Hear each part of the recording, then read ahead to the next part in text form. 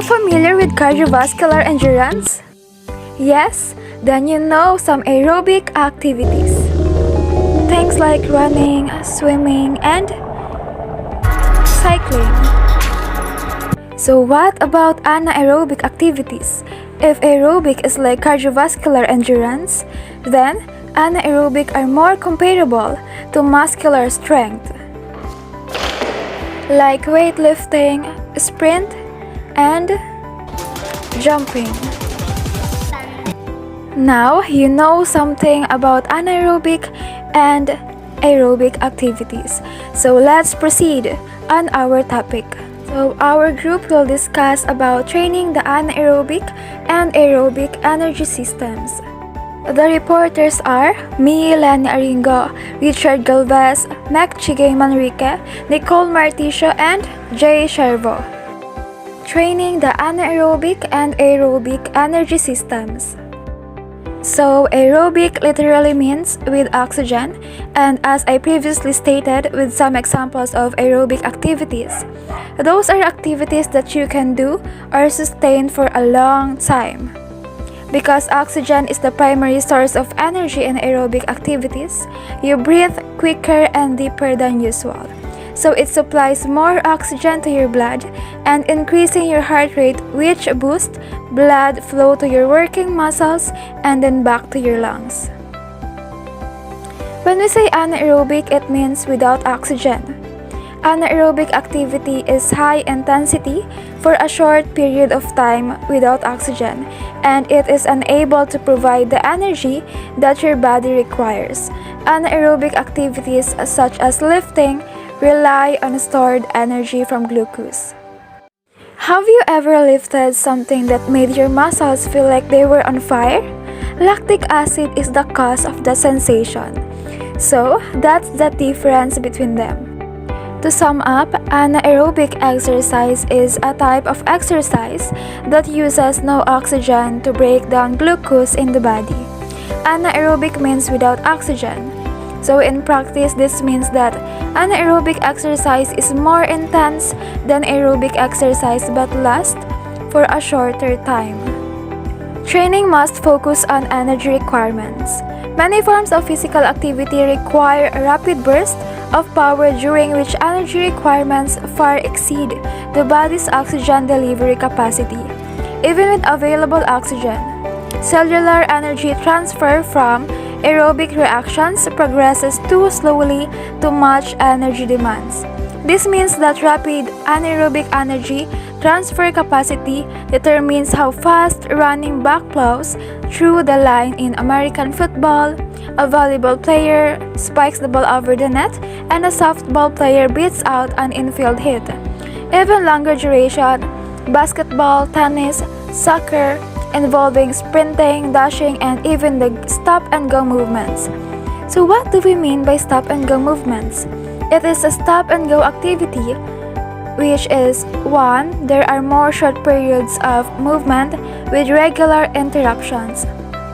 From those, anaerobic power plays an important role. At the other extreme, success in endurance activities necessitates a highly trained aerobic energy system.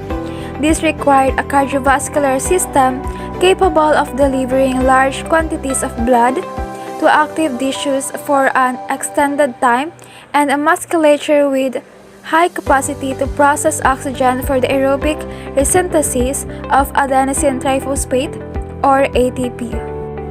Energy for exercise, knowing what to train for. Stimulating structural and functional adaptations to improve performance in a specific physical task remains a major objective of exercise training. So training for a particular sport or performance goal requires careful evaluation of the activity's energy components. This forms the basis to effectively select the appropriate energy transfer system to achieve a specific training objectives. So let's recall the three energy systems: ATP, phosphocreate and PCR system, lactic acid, glycolytic system operate concurrently. So concurrently means at the same time or at the same duration. Their contributions to total requirements can differ markedly depending on exercise duration and intensity, including the participant's fitness level. A maximum burst of effort for a tennis serve, golf swing, front flip in gymnastics, and even a 60 or 100 meter sprint requires immediate energy transfer. So this occurs anaerobically almost exclusively from the intramuscular high-energy phosphates, ATP and PCR. One's capacity and tolerance for lactate accumulation determine the magnitude of energy generated from anaerobic sources.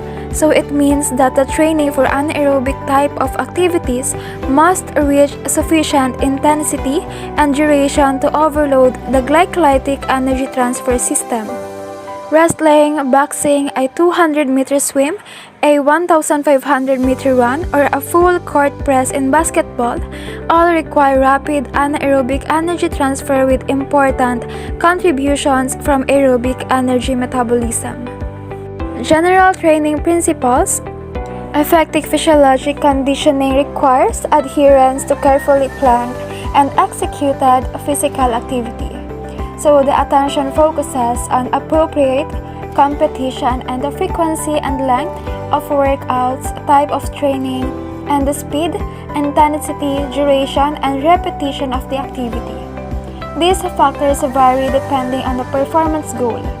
In general, these training principles based on intensity or duration. Overload principle.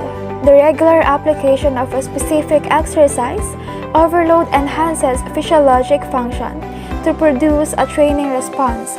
Achieving the appropriate overload requires manipulating combinations of training frequency, intensity, and duration with focus on exercise mode. In other words, as overload is one of the most important principles, it means to enhance any aspect of physical fitness, the individual must continually increase the demands placed on the appropriate body systems. To build strength, for example, gradually heavier things must be lifted. A specificity principle. Exercise training specificity refers to adaptations in metabolic and physiologic systems that depend on the type of overload imposed and muscle mass activated. The specific principle also encompasses activities with identical metabolic components. For example, aerobic fitness for swimming, bicycling, running, or rowing improves most effectively when the exercise trains the specific muscle. In other words, this specificity principle asserts that exercising a specific bodily part, body component, or specific skill strengthens that part or talent first and foremost. So in this figure, you can see the classification of physical activity based on duration of all-out exercise and corresponding predominant intracellular energy pathways.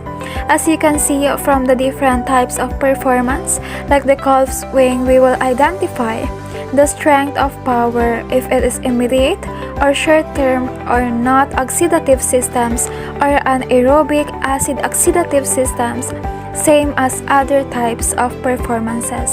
So going back to those principles, now we will tackle about the individual differences principle.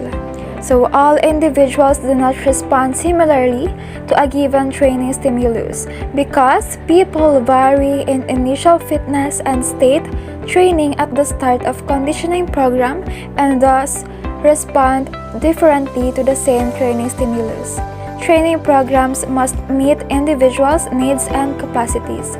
Therefore, coaches and trainers should know how athletes and trainees respond to a given exercise and adjust things based on the response.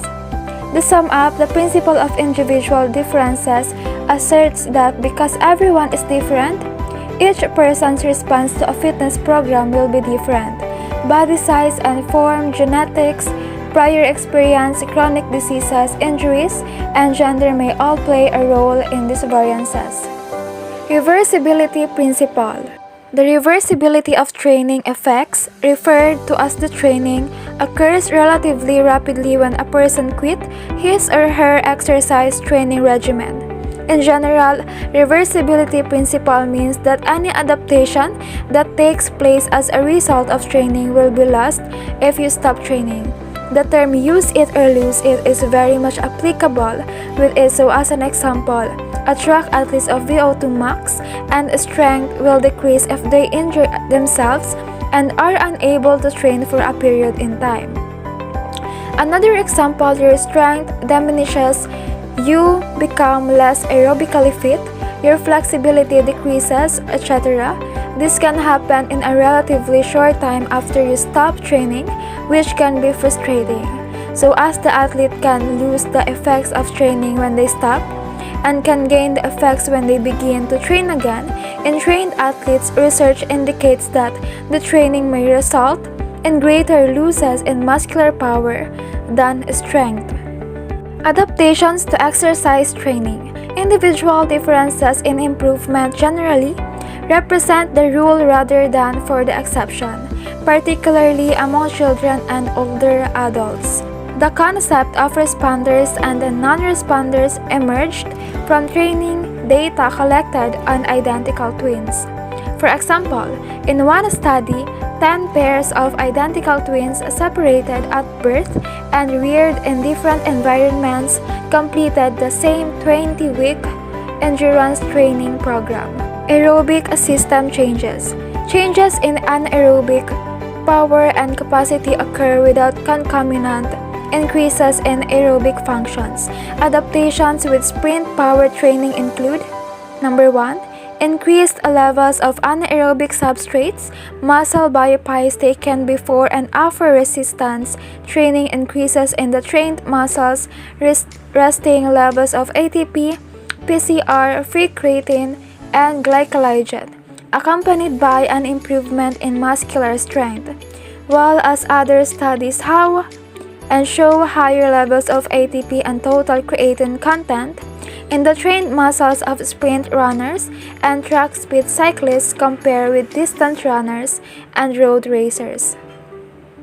Number 2, increased quantity and activity of key enzymes that control the anaerobic phase of glucose catabolism. The changes do not reach the magnitude observed for oxidative enzymes and aerobic training. Number 3, the increased capacity to generate high levels of blood lactate during all-out exercise. So, enhanced lactate producing capacity probably results from a training introduced increased level of glycogen and glycolytic enzymes and improved motivation and pain tolerance to fatiguing exercise. Improved buffering capacity. Individuals who engage in anaerobic training tolerate higher blood lactate levels and lower pH values than untrained counterparts. So this raises the speculation that anaerobic training improves the body's capacity for acid-base regulation, perhaps by enhancing chemical buffers or alkaline reserve. To sum up, as long as the buffer capacity is not exceeded, any other strong acid or strong base will be neutralized by the buffer components. Aerobic system changes.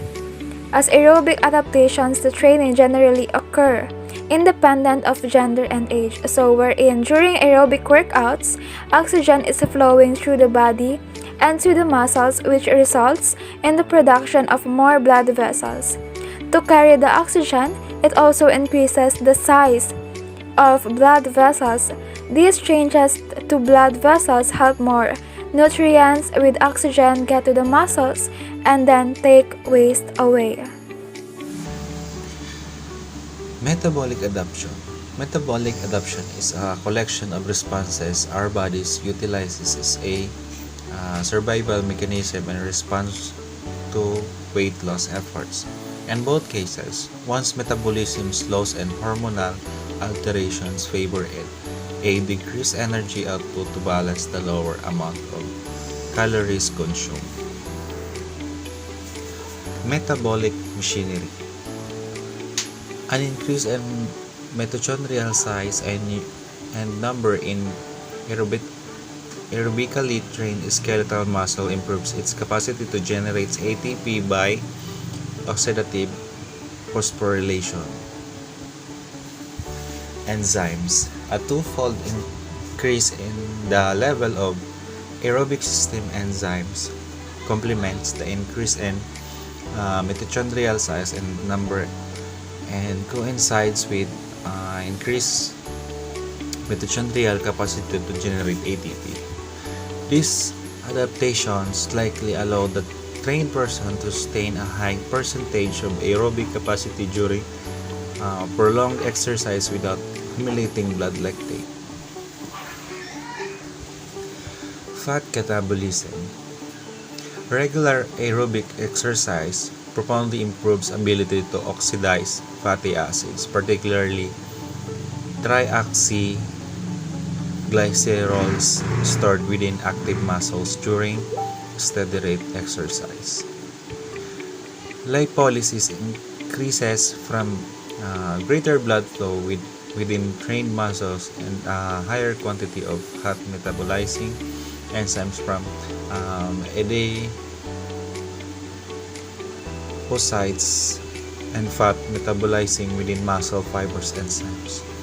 This allows the endurance athlete to exercise at a higher absolute level of submaximal exercise before experiencing the fatiguing effects of glycogen depletion compared with an untrained person. Carbohydrate catabolism. Aerobically trained muscle exhibits an enhanced capacity to oxidize carbohydrate. Consequently, a considerable quantity of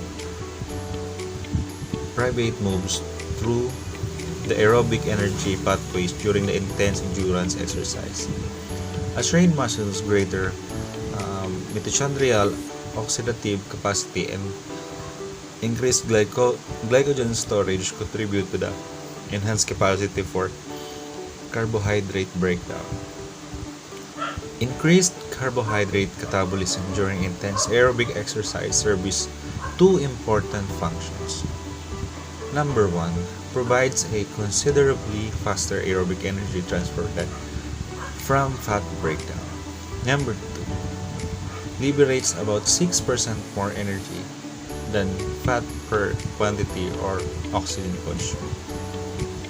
So for your information, here are the important contributors to aerobic effects. Endurance training causes the heart's stroke volume to increase during rest and exercise regardless of age or gender. Muscle fiber type and size.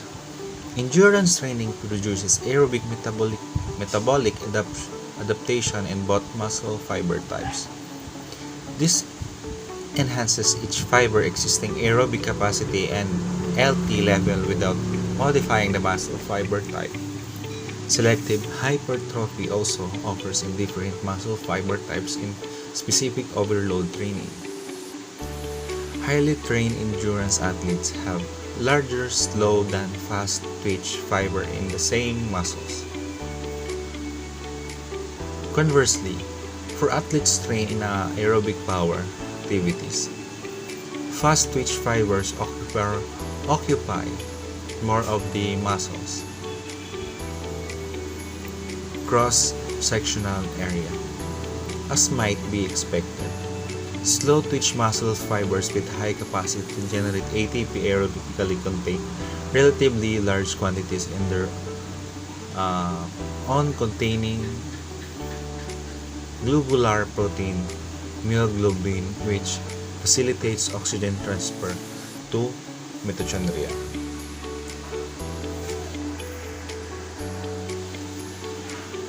Cardiovascular adaptations summarizes important adaptations in cardiovascular function with aerobic exercise training. Such training produces Dimensionally and function cardiovascular adaptations because of the intimate leakage of the cardiovascular system to aerobic processes. Heart size. Long-term aerobic training generally increases the heart's mass and volume with greater left ventricular and diastolic volumes during rest, exercise, and this enlargement characterized by increased size of the left ventricular cavity or eccentric hypertrophy and most modest thickening of its walls or concentric hypertrophy improves the heart stroke volume. With reduced training intensity or when training ceases, myocardial structure returns to control levels. Myocardial overload stimulates greater cellular protein synthesis with concomitant reductions in proteins breakdown. Accelerated protein synthesis occurs largely from an increase in the trained myocardium's RNA content. Individuals' myofibrils thicken, and the number of contractile filaments currently increases. Heart rate. A proportionate induction in heart rate during submaximal exercise accompanies the large stroke volume. The elite endurance athletes and stroke volume increase of sedentary individuals with aerobic training.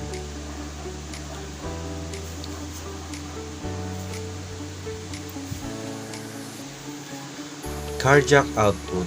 An increase in maximum cardiac output represents the most significant change in cardiovascular function.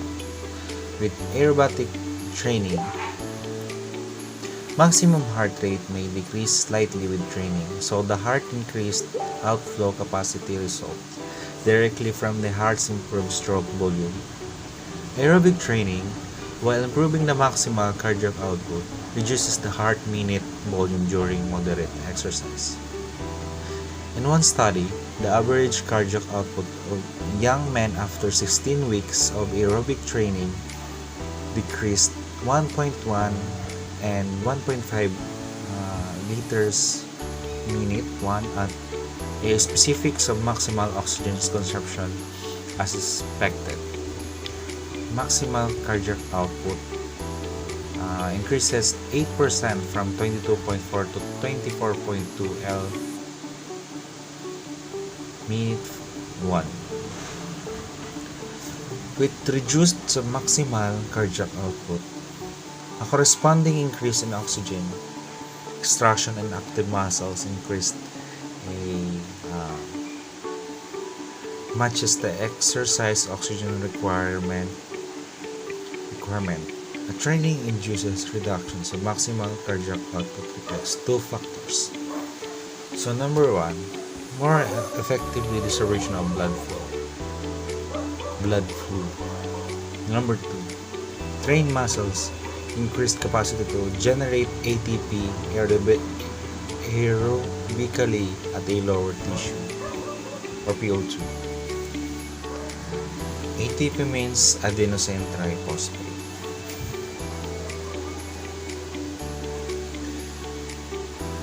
Oxygen extraction. Aerobic training increases the maximum quantity of oxygen extracted from arterial blood during exercise. A more effective distribution of cardiac output to working muscles and enhanced capacity of muscle fibers to metabolize oxygen produced and increase the VO2 difference. Relationship between oxygen extraction and exercise intensity for trained athletes and untrained adults. For adults, the AVO2 difference increased steady during light and moderate exercise to maximum of 15 ml of oxygen per ID of blood. After 55 days of training, the adult's maximum oxygen extraction increased 13% to 17 ml of oxygen per ID. This means that during intense exercise, arterial blood released approximately 85% of its oxygen content. Actually, the active muscle extract even more oxygen because of AVO2 difference reflects an advantage based on sampling of mixed venous blood. This sample contains blood returning from tissues that use less oxygen during exercise than active muscle. The post-training value for maximal AVO2 difference for the previously untrained adults equals the value of endurance adults. Obviously, the adults' lower cardiac output capacity complains the large difference in VO2 max that still differentiates athletes in lesser trained counterparts.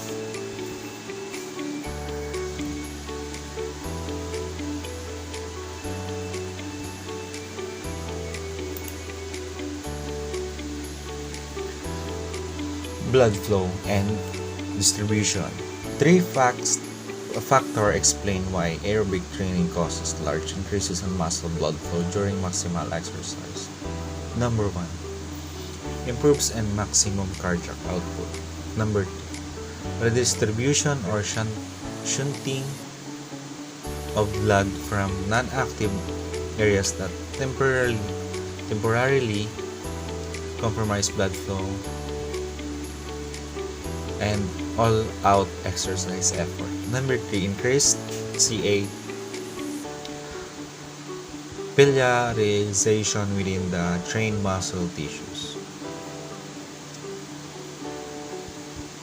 Blood pressure.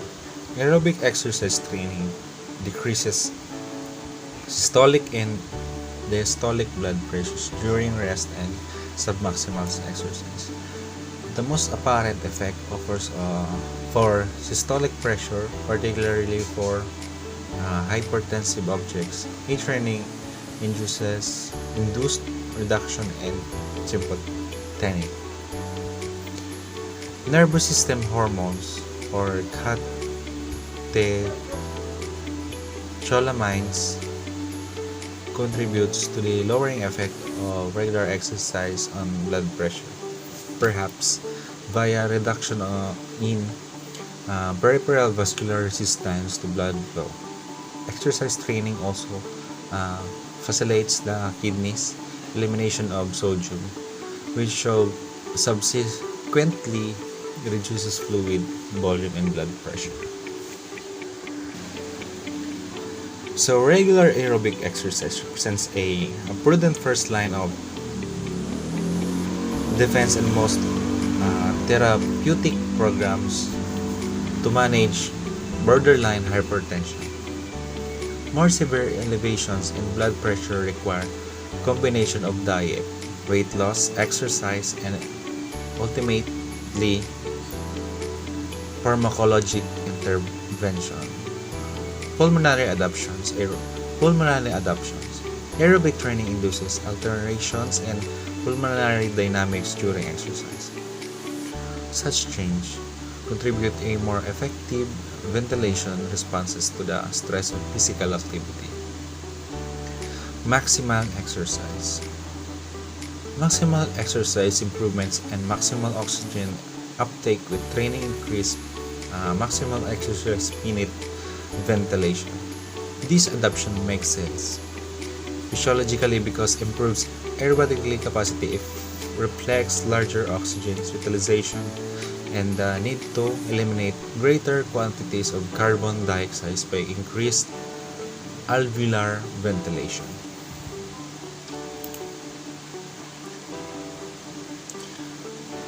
Submaximal exercise.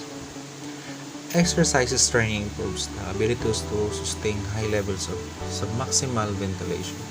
For examples, 20 weeks of regular run training increase the endurance and ventilator muscles by 16% in healthy adult men and women. Less lactate accumulated during submaximal breathing exercise, probably from the increased aerobic enzymes levels in ventilator musculature. Enhanced ventilator endurance reduces the feeling of breathlessness and pulmonary discomfort frequently experienced by untrained person who perform prolonged submaximal exercise. Only 4 weeks of training considerably reduces the ventilator equivalent of oxygen.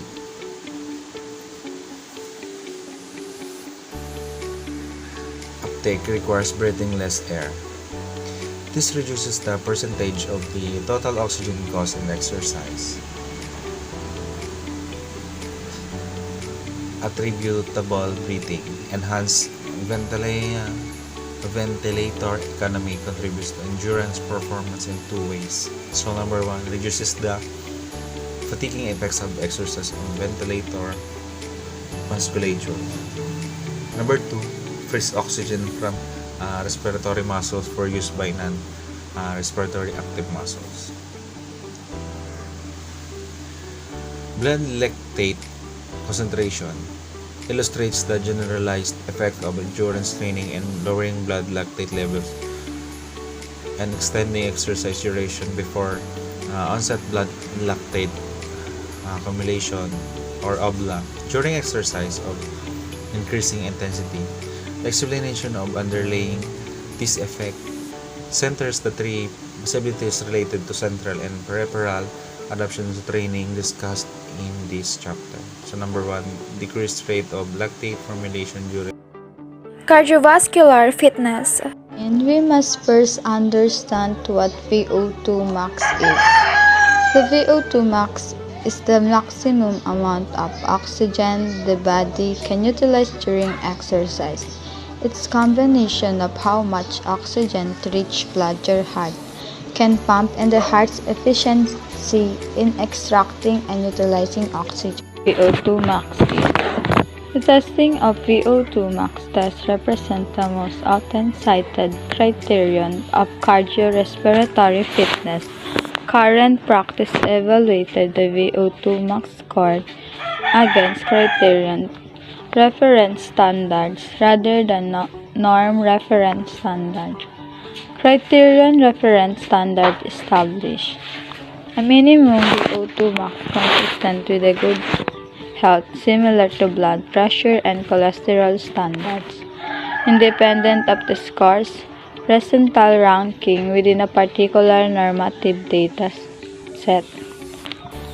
The accompanying table represents a 5-part classification showing for O2 max for men and women of different age. Charts for good average based on gender, age, and fitness taken that show normative data in different groups. Makikita po dyan sa chart for men and women are not the same average. Men average has the highest average than women. Men have a higher VO2 max, roughly 15 to 30% than women. The volume of blood your heart can pump determines in part your aerobic capacity. Men are usually larger and bigger than women, therefore have larger hearts that pump more blood. Training ability and genes. The limit of developing capacity link closely the natural endowment for two individuals in the same exercise program. One might show 10 times more improvement than the other. Training ability refers to the ability of an athlete to respond to physical exercise and can be measured by tracking change in things such as maximal oxygen uptake or VO2 max, heart rate, and blood glucose level. Genetic research indicate a genotype dependency for much of one's sensitivity in responding to maximal aerobic training, including adoption of most muscles and maintenance of aerobic fitness genes. An important question concerns optimal exercise frequency, duration, and intensity to maintain aerobic improvements with the training. Aerobic capacity improvements involve somewhat different training requirements than its maintenance. With intensity held constant, the frequency and duration of exercise required to maintain a certain level of aerobic fitness remain considerably lower than required for its improvement. Tapering for peak performance. Tapering is the gradual reduction of training load in the period leading up to the goal, race, or event. In most instances, little improvement occurs in the aerobic systems during the competitive season. At the best, athletes strive to prevent physiologic and performance deterioration during this period. Before major competition, athletes often reduce or taper training intensity, volume, or both, believing that such adjustment procedure peak performance. The taper period and exact alternation in training vary by sport. For example of tapering peak performance, running 45 miles per week. This would mean running 31.5 miles in the first taper week, 22 miles the next week, and so on. A fast decay taper will reduce weekly mileage over a shorter amount of time, such as a few days. Swimmers decrease their training volume while increasing the rest in order to prepare their bodies to go the best time. Formulating an aerobic training program. This section presents guidelines for initiating aerobic training and describes a method to gauge and adjust training intensity. We also discuss advantages and possible limitations of anaerobic training through intermittent and continuous procedures. General guidelines. Regardless of present physiologic fitness, some basic guidelines based on both research and common sense provide important structure when initiating an aerobic exercise training program. Number 1. Start slowly. Injuries occur when a person initiates vigorous activity after years of sedentary living. Second, allow a warm-up period. Mild stretching and aerobic exercise, for example, running in place, jogging on a treadmill, skipping rope, calisthenics, or stationary cycling. For 5 to 10 minutes, provide an adequate muscular and cardiovascular warm-up immediately before aerobic workout phase. And third, allow a cool-down period. After the training phase of exercise, slow down gradually before stopping to allow metabolism to progress to resting levels. More importantly, a gradual cooldown prevents blood from pooling in the large veins of the previously exercised muscles. Guidelines for children. Children are not small adults. Children's physical activity programs should be general in nature compared with specific formulations used for adults. These are the guidelines from the National Association for Sport and Physical Education. Number 1. Accumulate more than 60 minutes and up to several hours daily of age and developmentally appropriate activities for elementary school children. Number 2. Sum of child's physical activity each day should be in blocks lasting 15 minutes or longer and include large muscle, rhythmic moderate to vigorous aerobic activity performed intermittently with both rest and recovery periods. Third, extended periods of inactivity are not appropriate for normal, healthy children. And last 4, elementary school children should participate in a variety of physical activities of various levels of intensities. Cardiorespiratory fitness standards for children. A mild method to evaluate cardiorespiratory fitness in children uses time to complete a 1-mile walk-run. Let's take a look at the table 13.3 as it shows the standards upper and lower end. For the healthy fitness zone, consistent with good health for VO2 max and 1 mile times for different age children. Setting fitness standards for children requires careful attention. The VO2 max expressed in milliliter minus kilogram minus the exponent of 1 minus minutes minus the exponent of 1 remains relatively stable or decreases slightly between ages 5 and 19 years. However, walk-run performance almost doubles from growth and development and improved exercise economy during the period. For example, a 12-year-old should run a mile twice as fast as a 5-year-old child. Also, VO2 max improves only slightly for children with undergo aerobic training, but exercise performance increases considerably. This raises this question of whether aerobic capacity or exercise performance represents the best expression of cardiorespiratory fitness in children and its improvement with training. Train at percentage of VO2 max. An individual can train at a percentage of VO2 max determined directly in the laboratory or estimated from exercise intensity. For example, if running at 5.5 meters per hour requires an oxygen uptake of 33 milliliter minus kilogram minus 1 minus minutes and minus the exponent of 1 and VO2 max equals to 60 milliliter minus kilogram minus the exponent of 1 minus minute minus the exponent of 1.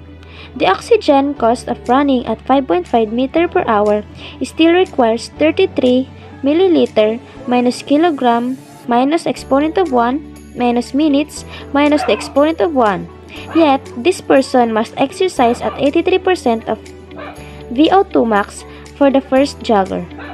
The pace must increase to a speed requiring 48 milliliter VO2 max ml minus kilogram minus 1 minus minute minus 1 or 8.6 meter per hour. Train at percentage maximum heart rate. Assessing exercise intensity accurately by direct measurement of oxygen uptake requires laboratory measurements.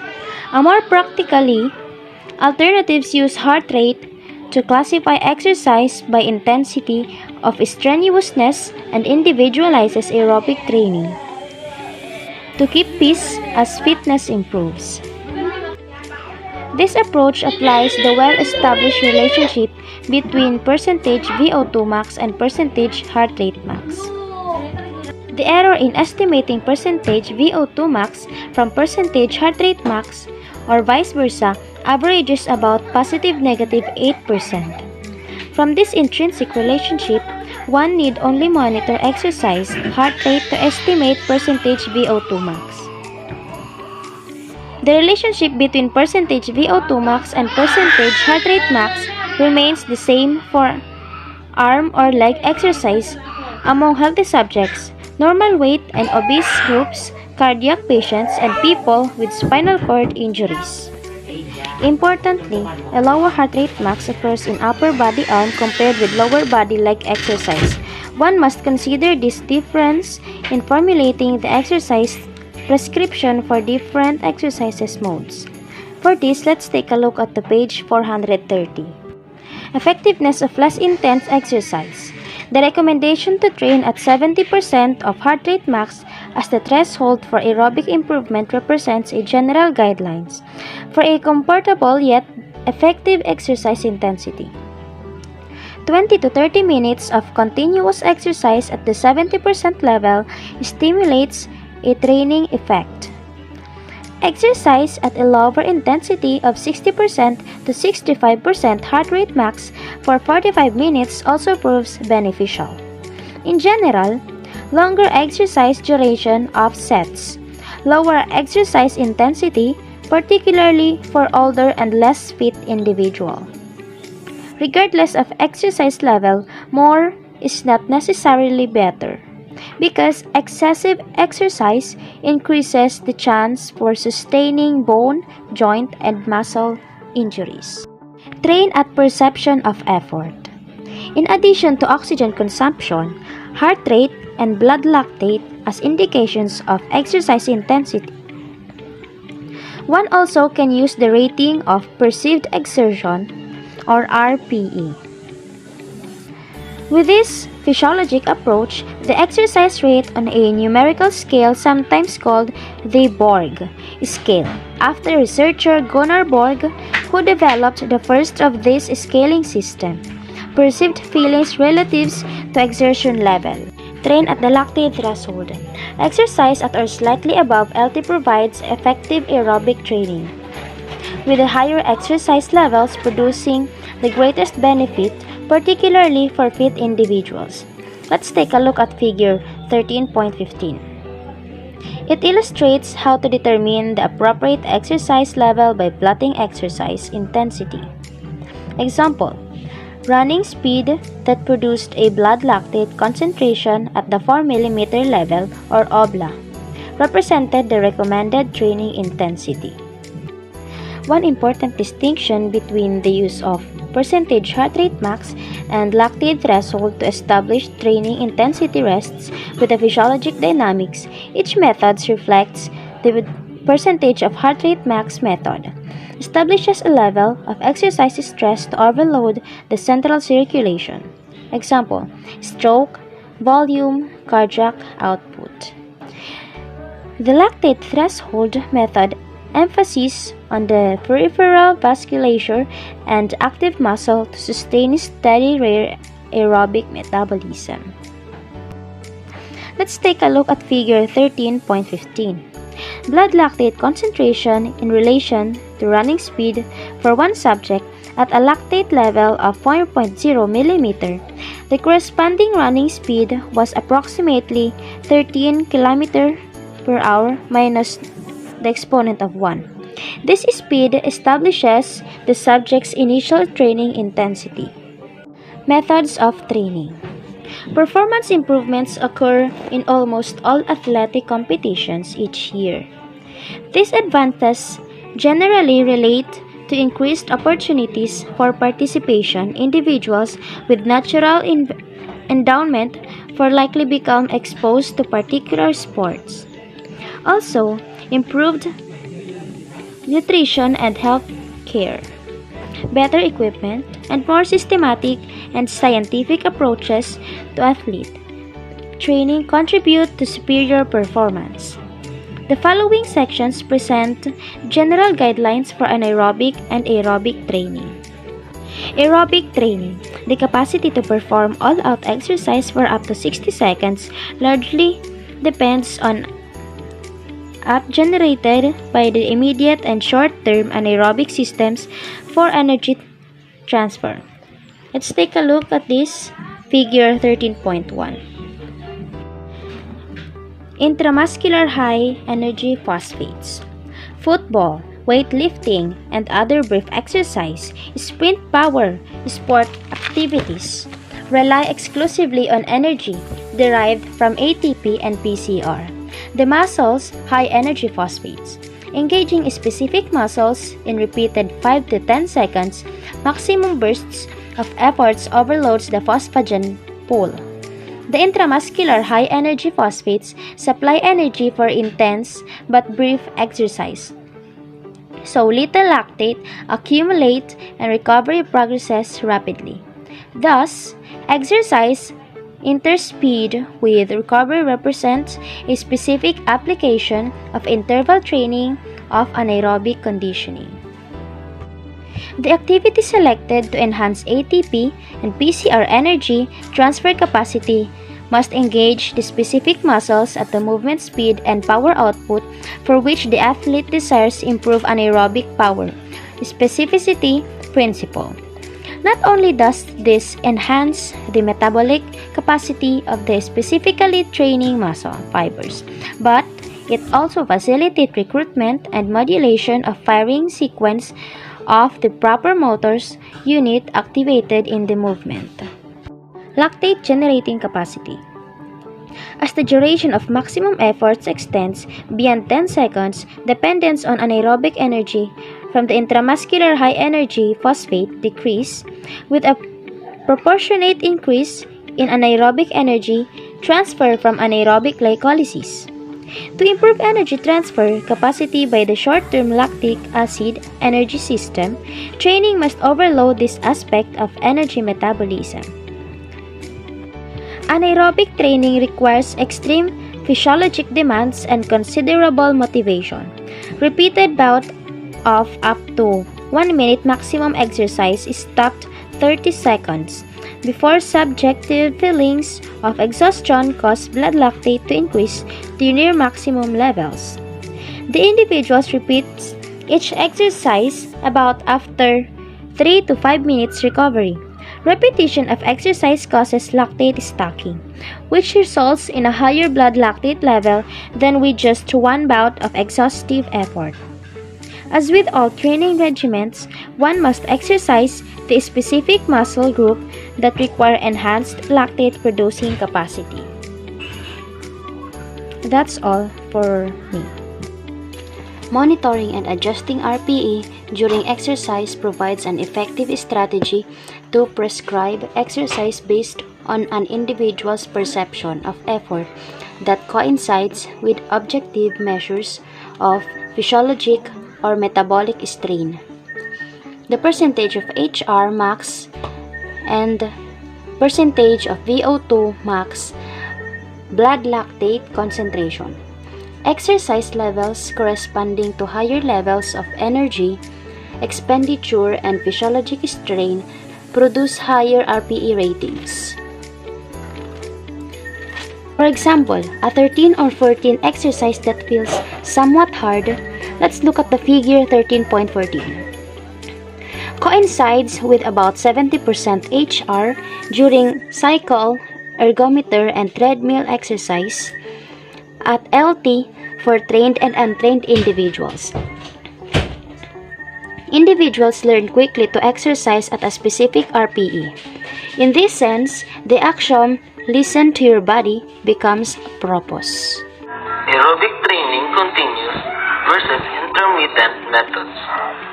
Continuous training is a form of exercise that is performed at a continuous intensity throughout and does not involve any rest period. Continuous training typically involves aerobic activities such as running, biking, swimming, and rowing. Ang continuous training daw ay isang uri ng ehersisyo na ginagawa sa tuloy-tuloy na intensity sa kabuuan at hindi nagsasangkot ng anumang panahon ng pahinga.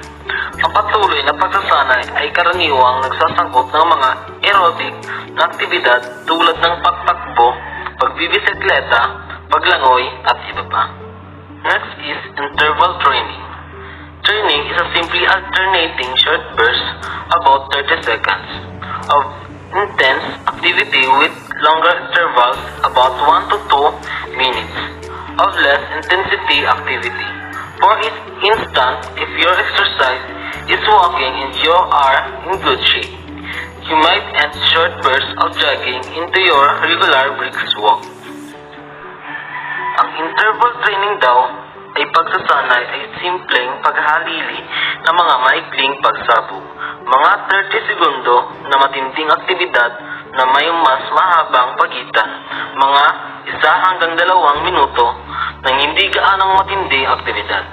Halimbawa nito, kung ang iyong ehersisyo ay paglalakad at ikaw ay nasa mabuting kalagayan, maaari kang magdagdag ng maikling pagsabog ng jogging sa iyong mga regular na mabilis na paglalakad. Rationale for interval enables you to complete an effective workout in less time than a standard cardiovascular workout. For example, you might complete a workout in about 15 to 20 minutes or less instead of 40 minutes. You either improve your aerobic capacity. Ang ibig sabihin ng rational for interval training ay isang pagsasanay sa pagitan ng makumpleto ang isang epektibong pag-ehersisyo sa isang kaunting oras kaysa karaniwang pag-ehersisyo sa cardiovascular. Halimbawa, maaari mong tapusin ang isang pag-ehersisyo sa loob ng humigit kumulang 15 hanggang 20 minuto o mas kaunti sa halip na 40 minuto. Mapapabuti mo ang iyong aerobic capacity. Next is formulating exercise relief interval. Exercise interval, it is a type of training exercise that involves a series of high-intensity workout interspersed with rest of relief periods. The high-intensity periods are typically at or close to an aerobic exercise, while the recovery periods involve activity of lower intensity. Ang exercise interval daw ay isang uri ng pagsasanay na nagsasangkot ng isang serye ng mga high-intensity na pag-ehersisyo na may kasamang pahinga o mga panahon ng pagluwag. Ang mga high-intensity period ay kadalasang nasa malapit sa anaerobic exercise, habang ang mga recovery period ay kinabibilangan na aktibidad ng mas mababang intensity. Next is relief interval. The relief recovery interval occurs earlier, possibly rest relief or actively exercise relief. Recovery duration represents a multiple of the exercise interval. The relief interval for training allows sufficient restoration of high energy, phosphate, and lactate removal, so subsequent exercise proceeds with undefatigue. Although some lactate accumulate during this relatively intense exercise, the duration remains brief enough to prevent exhaustion. Performing continuously at this exercise intensity exhausts the person within several minutes and training won't cease.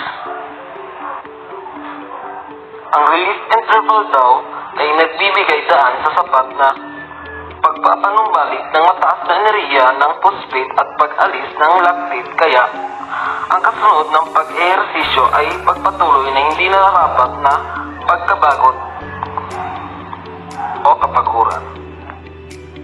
Next is the overtraining syndrome. Symptoms of overtraining and staleness. First, not eating enough. Weightlifter who maintain an intense training schedule may also cut back on calories. Soreness, strain and pain. Overuse injuries. Fatigue, reduced appetite and weight loss. Irritability and agitation. Persistent injuries or muscle pain. Decline in performance. No simple, reliable method can diagnose overtraining in its earliest stages. The best indications include deterioration in physical performance and alteration in mood rather than changes in immune function. Next is exercise training during pregnancy. Activities that are generally safe during pregnancy. First, walking, swimming, cycling, bicycle, jogging, muscle strengthening exercise including pelvic floor exercise in water, yoga, stretching and other floor exercises, pilates, pregnancy exercise classes. During pregnancy, walking, swimming, and aerobics are the most popular physical activities. Older mothers, women who have delivered more than one child or had previous children, and those with unfavorable reproductive histories are less likely to exercise during pregnancy. Exercise during pregnancy offer many physical and emotional benefits. Physical activity may also help manage some symptoms of pregnancy pregnancy and make you feel better, knowing you are doing something good for yourself and your baby. Next is energy cost and physiologic demands of exercise. Cardiovascular responses during exercise in pregnancy follow normal patterns. An uncomplicated pregnancy offers no greater physiologic strain to the mother during moderate exercise other than provided by the additional weight gain and the possible encumbrance of fetal tissue. Increase in maternal body mass add considerably to exercise effort, weight bearing, walking, jogging, and stair climbing. Ibig sabihin nito ay isang hindi komplikadong alok ng pagbubuntis, hindi mas malaking physiologic strain na ina sa panahon ng katamtaman, pag-ehersisyo maliban sa ibinigay ng karagdagang pagtaas ng timbang at posibleng encumbrance ng fetal tissue. Ang pagtaas ng mass o timbang ng katawan ng ina ay nagdaragdag ng malaki sa pagsisikap ng mga ehersisyo, mabigat na paglalakad, jogging at pag-akyat ng hagdan. Next is fetal blood supply. Supply rates concern regarding exercise during pregnancy. Studies of uterine blood flow during exercise in various mammalian species indicate that healthy animals maintain adequate oxygen supply to developing fetus during moderate to intense maternal exercise. In addition, elevate maternal core temperature hinders heat dissipation from the fetus through the placenta. Perform regularly moderate exercise, maintain cardiovascular with the added of producing a beneficial training effect. During warm weather, exercise should take place in the whole part of the day and for shorter intervals while maintaining regular fluid intake. Current medical opinion maintains that 30 or 40 minutes of moderate aerobic exercise by a previously active, healthy, low-risk woman during an uncomplicated pregnancy does not compromise fetal oxygen supply, acid-base status, or produce other adverse effects to the mother or fetus. Perform regularly moderate exercise, maintains cardiovascular fitness with the added benefit of producing a beneficial training effect. Next is pregnancy course and outcome. No overall consensus previously existed on whether regular exercise enhances the course of pregnancy, including labor, delivery, and outcome. Regular aerobic exercise throughout pregnancy. The first, reduce birth weight. Second, reduce birth weight percentile. Third, reduce the offspring calculated percentage body fat and fat mass. Children whose mother regularly exercised during the second and third trimester indicated these children maintained similar height and head girth but weighed less and had significantly lower sum of skin folds and lower upper arm fat than children of sedentary women during pregnancy. The offspring of active mother had higher scores on intelligence tests, including superior oral language skills, benefit to fetal neurology development, and increased mental capacity have been linked to one or more of the following for providing the stimulus for positive benefit associated with regular exercise during pregnancy: intermittent stress, vibration, sound motion, and accelerated heartbeat. Next is 14 contraindication for exercising during pregnancy. First, pregnancy-induced hypertension. Second, preterm rupture of membranes.